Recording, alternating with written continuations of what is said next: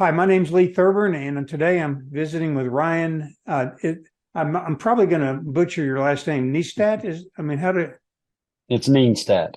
Nienstadt? Okay, and that sounds like far east Texas. Is that right? I mean, Yes, very uh, far. very far on the other side of that pond, on the east side of the Texas border.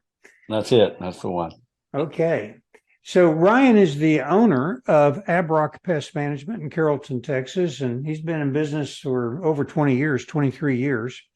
And I thought it would be kind of fun to talk to Ryan and find out, a little bit about the business that he's got, why he got into it, and all that kind of stuff. So, Ryan, why don't you introduce yourself and just, tell us a little bit about how you got into the pest control business, what attracted you to it, and what'd you do before that?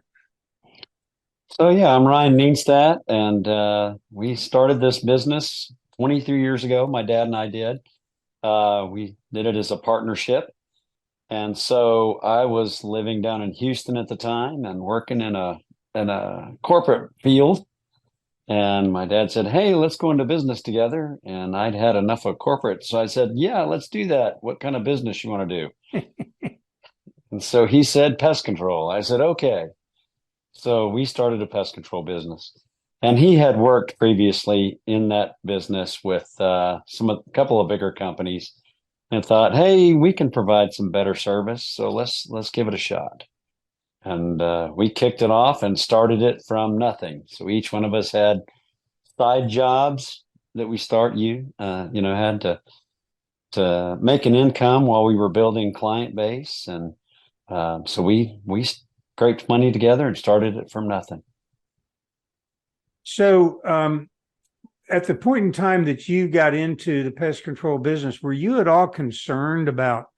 I mean, I think about, hazardous chemicals and stuff like that. I mean, were you at all concerned about long-term effects that might happen if were in that business? And have you experienced any, long-term issues with dealing with toxic chemicals?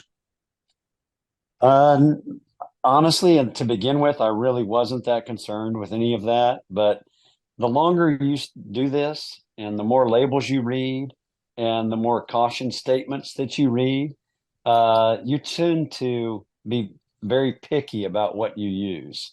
Okay. And so I try to find things that are tested more highly. They might have a more limited use, like you can only use this in maybe a medical facility or something like that, so that it's gone through.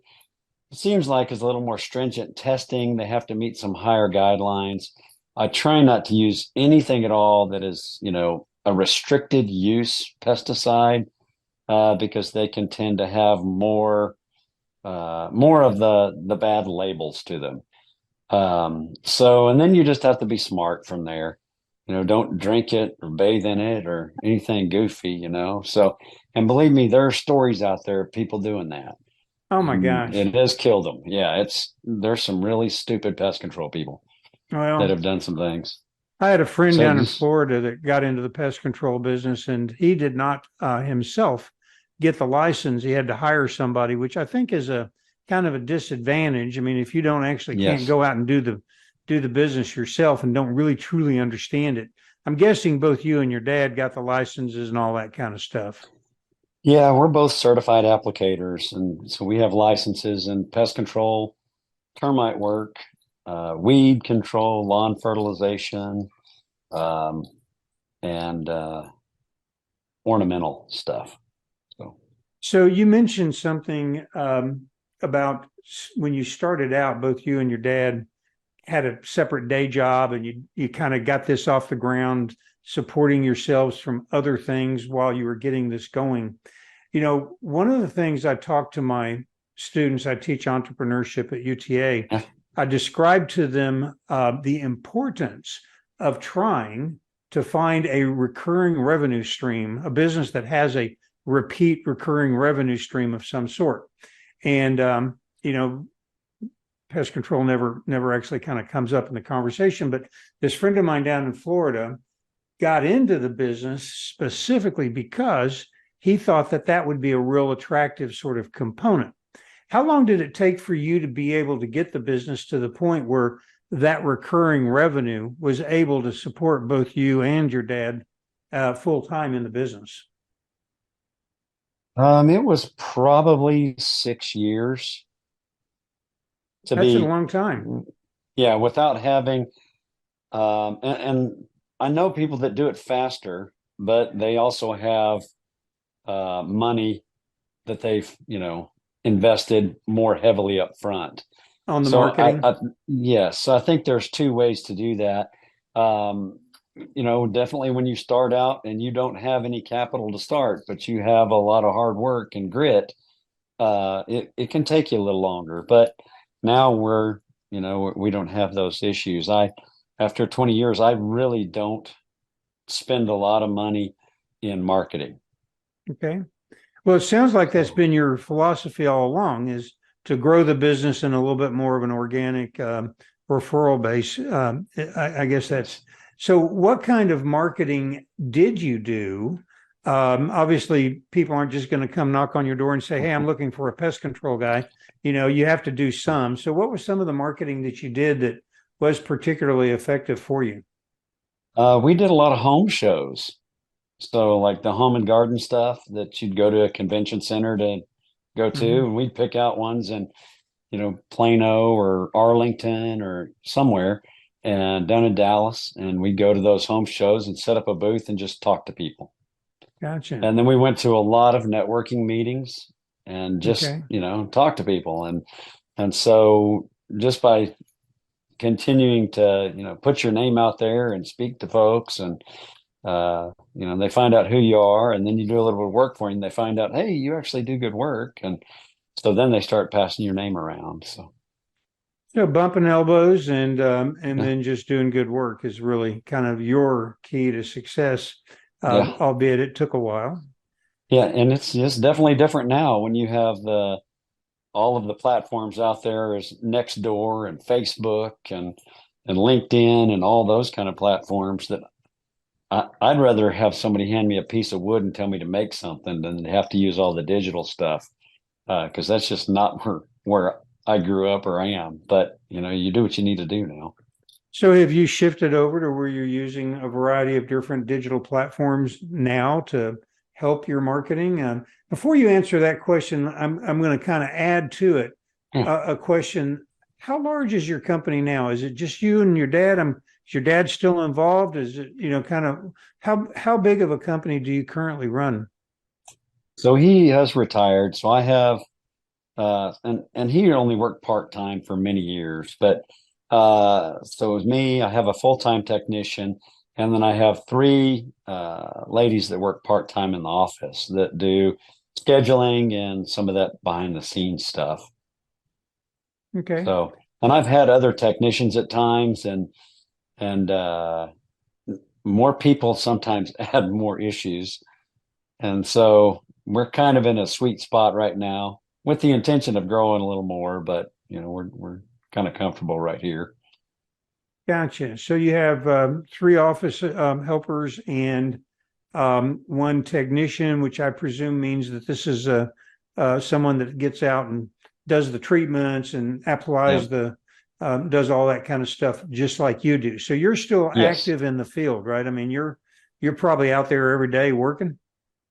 Oh, very much so. Yeah. I'm at my office at 6:30 in the morning, and I'll go start my first service at 8 o'clock. And I will be, depends on the time of the year, I could be home anywhere from 4:30 to 7 p.m. Gotcha. Gotcha. So as you look back over the previous 2023 years, what were some of the biggest challenges you confronted as an entrepreneur starting your own business with, you and your dad partners? But what were some of the biggest challenges that kind of jump into your memory as you think about especially the early years, but anything? I think probably the biggest one that gets you is keeping up with some of the economic changes and challenges. So every time you have a new administration that comes into the office, president, anything like that, different rules change. Even in the state of Texas, different laws will change, and so you have to try to keep up with how is that new tax going to affect me, or how does that economic situation change? Because you'll go through periods where, like now, for instance, we have a little bit higher inflation and people aren't, there's people laid off. So I have to try to work with some of my clients and, you have expenses that go up. When gasoline shot up to $4 a gallon, that is an expense that, it's huge. And trying to all of a sudden, let me lay that heavy burden on somebody that's feeling the same effects that I am. So those are some of the challenges that really can hit you more because I don't know, I kind of have I have to kind of try to set aside I just want to be a business guy making money to, you know what, I know you're having the same economic challenges I am in your family. So, I don't want to try to just uh, hammer So them for more money or whatever. yeah, so tough economic times. I've never really specifically thought about this, but as you're talking, I'm thinking, I guess pest control it's not like food, it's not like gasoline where I got to buy it when the time comes.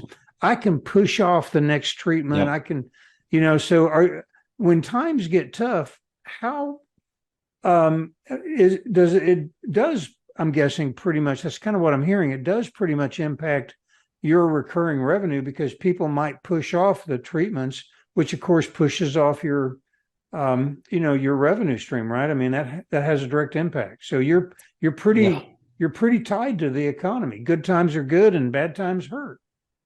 Yes, and I'll have people that will, they'll sign up to do 4 services a year, and they may end up having to push to 3. Uh, and that was really that was a problem early on. Now, after this amount of time, I've got enough stuff that is in my system that is on call that it kind of balances some of that out. So it tends to be maybe more of a wash than it has been in years past. So it's just kind of a interesting, as you grow that client base and uh, you know Yeah. where the income is. So now, as you look at the current, you said I'd like to grow a little bit. You have a technician. What is the biggest challenge to growth? And what are you going to do, or how are you confronting that challenge? And I'll preface your response with this friend of mine that was in Florida starting a business. He said that one of his challenges was every time he gets somebody trained up, they want to go start their own business and compete with him. Is that one of your biggest challenges? What are the biggest challenges that you find to growing? I did have that challenge where I did that with a guy, and then he decided to secretly try and siphon off some customers. So Mm-hmm. that created another issue. Mm-hmm. So yes, you have to be kind of, you have to really be picky about who you're wanting to hire. Some things are unforeseen. I hired a guy one time and he ran off with my truck for 3 days and never contacted me. And come to find out, he had been drinking a little too much and decided he needed to sober up. I said, well, I really wish you'd contacted me before you just ran off with my vehicle. So you have different issues that come up. But right now, I've hired a marketing company. So they've redesigned my website. We've rebranded my logo. And we're trying to get I'm having them manage pieces that I know I'm not good at. So they're doing my SEO stuff. They're doing Facebook or some other marketing blog posts and things like that. So I just have to submit some content to them or revise content they give me. And so it's and that is a very slow process. It can take probably 6 months for you to really start to change in the Google market. Yeah, There's probably 900 pest control companies I'm competing with in the Metroplex. there's a lot. There's a whole bunch. Oh my And I word. did take a look at your website. I thought it was a very attractive website. But I mean, so kudos. They've done a good job on that piece of it. Time always one of the biggest problems dealing with SEO companies is unless you really truly understand it because you do it, there's so many things that they talk about that it just gets really challenging to be able to determine whether or not it's going to make a difference. And then everybody wants you to be patient for 3 to 6 months or a Oh year. yeah. And, that's a challenge too. That's a challenge too. So I had told you I was going to ask you, what are some of the creepiest pest control situations that you've personally been involved in? Um, Stuff that kind of just stands out in your mind as noteworthy. Sometimes there's some of those I try to block out of my mind because there's some things you'll do that will change your life for good, and some things will change your life in ways you don't want them to be changed. So Okay, I, that I, sounds interesting.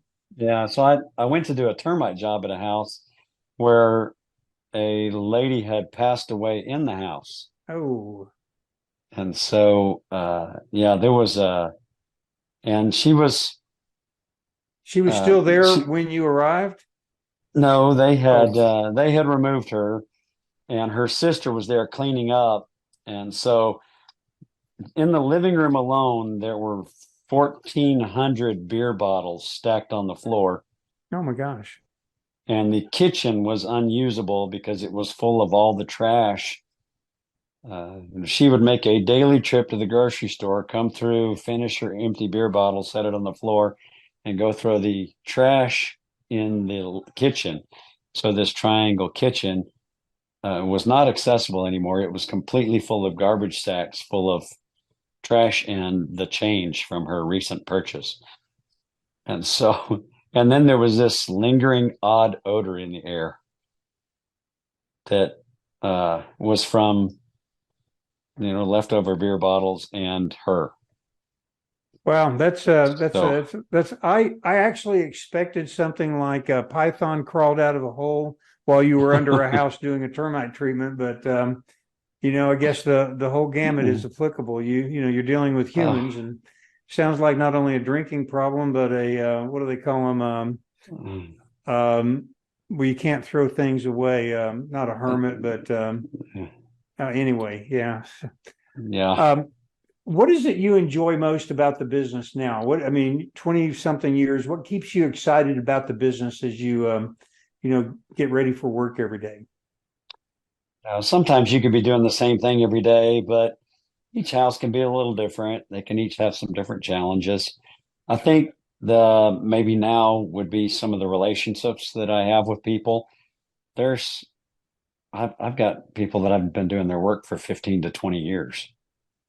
So you have relationships, you can go in and talk about their kids that are now in college and starting lives, or just the interesting professions that they have that, you can learn about. So I think it's the people relationship that kind of keeps you intrigued and going. I'm going to go back to a question that I asked, and I think I got to talking and diverted you from answering it. So, growing your business, what is the biggest challenge that you currently have to growing your business, and what are you doing, and how do you plan to address that challenge? Well, part of it is I'm hoping being addressed by the marketing company and the SEO stuff, uh, driving some of that. Um, some of it has been addressed for me with the Nextdoor website. There's been some organic movement there that people, because I don't market on it, but they have customers and people that will market on it for me. And I have gotten a ton of new business just off of that. And I've been nominated a time or two for favorite pest control company in some different areas. So that's been nice. Um, the probably the biggest way that you can grow a pest control company is hire a door knocking company. Um, but you have to be careful. Whenever you do that, you have to sign up people on contracts. And I have never, unless it's a commercial business, I have never had a residential customer sign a contract. Because I have never wanted them tied to me because a piece of paper. my objective is to always show up at their house. And if I do good work, they'll continue to hire me. So I've had a different philosophy. So, as you look forward, I mean, 25 years, you still look to me like a young guy, so you probably got a lot of time left, left in you. But what are you, are you, what are your longer term plans? I mean, um, do you have a son or a daughter that wants to get in the business? Is that going to be kind of your exit strategy? You kind of sell it to your kids that want to keep it going, or do you? I mean, what is the longer term strategy for you? Do you sell the business? Do you shut it down? Do you franchise? I mean, what's that end game look like to you? Well, there is plenty of opportunity for me to sell. Just because of the history of the business, I have people that contact me 2 or 3 times a month asking to purchase. Okay. So that's always an option out there. I have a daughter that she may be interested, but she'll never do it from the technician side. She'll only do it from the management side, which, that Gotcha. would be fine to grow. Um, and who knows, she may marry somebody that, they want it, but Hmm. that could be an option. But I don't know that I've put a whole lot of thought that far out at the moment, since I still have a few good years left in me to make that decision. So Well, if Elon Musk comes along with a big checkbook and says he wants to be in the pest control business, I'm guessing you'd listen, but that's not something that you've had to deal with yet, huh? yeah, I've listened to a couple of different people, but they'd have to make a really magical number appear at the moment for me to even be close to deciding that one. So, now that you've been through, the challenge of starting and growing a business, and you're at a point where the business is strong and not just surviving, but it sounds like it's growing. Certainly, you have challenges. I mean, what business doesn't have challenge? Every business has challenges. Um, would you look at the industry today and say this is a good business for people to get into? So, not that I'm inviting you to invite competition, but just generally speaking, is the industry a good industry for people to get into now? What do you think? I mean, Oh yes, yeah, it's incredible right now. It is growing. I mean, say right now it's a little bit slower just from um, just people being a little bit more reluctant to just get rid of, a bunch of disposable income on different things. But yes, generally it is very stable. There's plenty of revenue in the Metroplex. There's more people moving here every day. There's more subdivisions that are opening up. So there's tons of housing, tons of houses to do, new businesses, new residents, things like that. So, oh yeah. And there's companies that are moving in from out of state. So part of those calls that I get are from people that are, this is so and so from Idaho. We're expanding and we want your business. We saw it. So, I get those calls from out of state and people that want to move in. So so it's good. okay. So, what would be some of the key lessons that you've learned as an entrepreneur growing a business, and what are some of the, I guess, success tips, success advice you would give to now, not necessarily just somebody that's thinking about getting into the pest control, but just in general? What are the key success sort of factors that you think apply and that you'd like to share with people, things that you've learned and practiced yourself? The first thing you need to do is know how to make money. So if you want to be successful in business, you have to know all of your costs, know all of your expenses, know where you stand from the backside so that you know how much you are worth and how much your business is worth out in the market. Because not every business is worth the same amount of money. And if you want to actually take home money in the day, you can't just arbitrarily pick a figure and say, oh, I think that I'm going to do services for this amount of money. And it may not cover your daily expenses. So you have to know what everything is on that backside. And I don't know that I think people think it's a good idea to start a pest control company because I work for somebody else and I can do this, but they have no idea really what the true cost of doing business is. And then you have to plan for the unforeseen changes. So automobile insurance this last year, it doubled. Oh my gosh. So you might have gone from a $6,000 a year commercial policy to a $12,000 a year commercial policy. So you do get hit with some of those things that are just astronomical that are hard to see. Uh, so you got to be willing to jump through some hoops and or be flexible and always go back and take a look at your profit loss statements so that you know, okay, where am I? Where do I need to make the adjustments? Those kind of things. So understanding the financial side is the biggie. Okay. What else have you got for us? I always say be friendly. If you want to do good work, then you need to be a person that treats people the same way you want to be treated and do work in the way that you want it done for you. Okay. So, So how do you mentioned 900 or some huge number of pest control companies, uh, and that's obviously a very crowded field. There's a lot of people out there. Many of them are like you that are owner operators, uh, and I'm sure that they many of them try to give good service and do a good job and all that. So how do you I talk a lot about this concept of competitive advantage, how you differentiate yourself from your competitors in such a fashion that it makes your customer want to choose you. How do you specifically try to differentiate your business, yourself in this market? well, I think part of it is what I talked about with the next door. It's Hmm. just that people are organically sharing my name because I go out there every time and I have to earn their business every time. So whatever I'll take the time to go to them and specifically find out what their needs are, address those needs, and then whatever I see along the way, fix that also.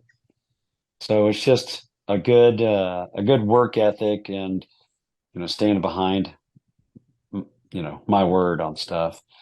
So that's really all I've got. Well, that's okay because what you really described earlier, this you've got clients that you've known for 15 years. You're in the relationship building business, and that's what I think. And it's not that nobody else can build a relationship, but relationships by their very nature are personal. And so when you do build a relationship, you value it, you nurture it, and you try to keep it for long term. And so not that that's not something nobody else can do or that nobody else can do, but that's something when you establish that personal connection, that is your competitive advantage. It becomes difficult for a competitor to break that bond because a personal relationship is going to, if somebody's a few bucks cheaper or a few bucks more expensive, especially if they're a few bucks cheaper, that's not going to cause your customer to change because of that relationship. So, Oh yeah, because I've got homes where I've got the parents, the kids are grown, so now I've got the kids, and that wouldn't have happened without doing the good work and having that relationship. So, sure, and I've got sure. several that are like that now.